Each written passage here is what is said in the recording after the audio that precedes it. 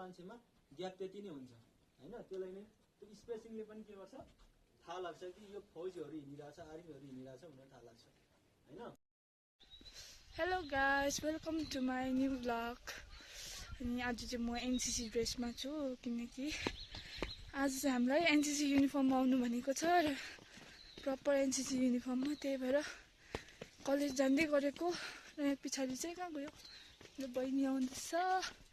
हामी दुईजना चाहिँ गएको म चाहिँ अहिले यहाँ फिलहाल यहाँ यो बाटोमा पुगेको छु हाम्रो चाहिँ आज प्रोग्राम छ भन्नुहुँदै थियो र के प्रोग्राम हो थाहा छैन पिआई सर आउनुहुँदैछ त्यही भएर हामीलाई एनसीसी ड्रेसमा बोलाएको आज एनसीसीको युनिफर्ममा र म चाहिँ अहिले प्रपर युनिफर्ममा छु अन्त जो बिहानै 9 बजी बोलाएको कारणले गर्दा बिहानै रेडी भएको 6 बजी उठेर केसहरू बाट्दा यो केस बाट्नुपर्छ हाम्रो चाहिँ यस्तो त्यही भएर फिगर अफ 8 भन्छ यो केसलाई चाहिँ अन्त म अहिले यहाँबाट जाँदैछु यो हाम्रो सर्टकट बाटो हो र कलेज चाहिँ पुग्नु आँटेको अवस्था अहिले चाहिँ आज चाहिँ घाम अलिअलि लागेको छ सो शायद घाम पुरै लाग्छ होला क्योंकि आज चाहिँ बहुत हरिश लाग्दो दिन होने वाला है हमारा डीएसटी होने वाला है आज सक्नुहुन्छ यस्तो छ यता चाहिँ बाटो खेती गर्नु हुँदो रहेछ आलु खानु हुँदो रहेछ अङ्कलहरू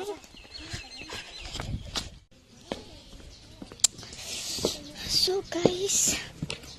हामी चाहिँ फाइनली कलेज आइपुगिसक्यो र हाम्रो बिहानै क्लास हुनुको कारणले गर्दाखेरि आज चाहिँ कलेजमा कोही छैन 9 बजीको उसको चाहिँ भुटिया क्लास छ र मेरो चाहिँ एनसीसी कोही छैन गाइस कलेजमा आज चाहिँ बिहानै चाहिँ मेरो एनसीसीको चाहिँ 9:30 मा आइपुग्नु भन्ने थियो र म चाहिँ अलिक अगाडि आइपुगेको छु बिकज हाम्रो एनसीसीको चाहिँ साह्रो स्ट्रिक्ट हुनुहुन्छ टाइममा पुग्नुपर्छ त्यही भएर सो अहिले नै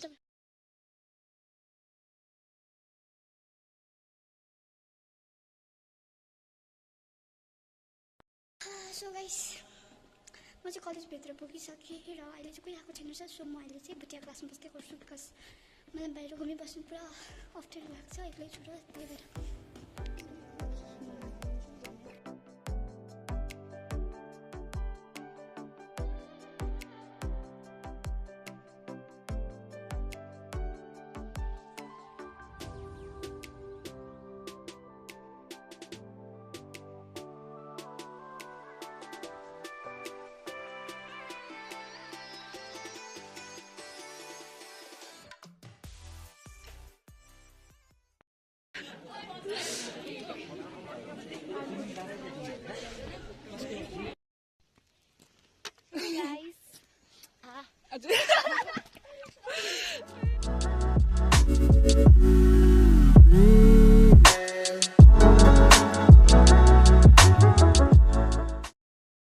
म चाहिँ अहिले साथीलाई पर्खिँदैछु र यहाँ देख्नुहुँदैछ नि यहाँ पछाडि यो पछाडि चाहिँ हाम्रो बोइज हस्टेल बनाउँदैछ र कहिले बनिसक्छ त्यो थाहा छैन अन्त यो चाहिँ हामी पहिला पढ्ने कञ्चनजङ्घा ब्लक हो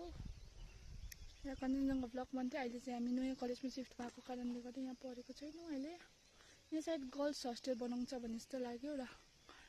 अहिले चाहिँ म कञ्चनजङ्घा ब्लकको छेउमा छु this is our basketball court अनि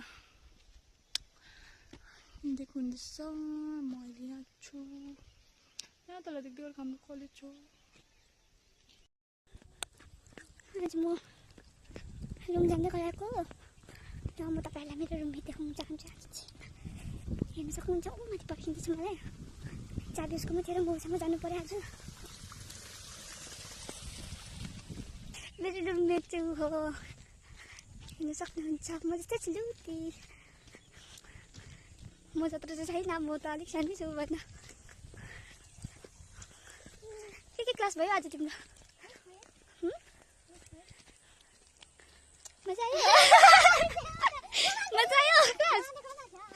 कस्तो राम्रो देख्दैछ तिमी रुममेट हेर्ने नि त सबैले अन्त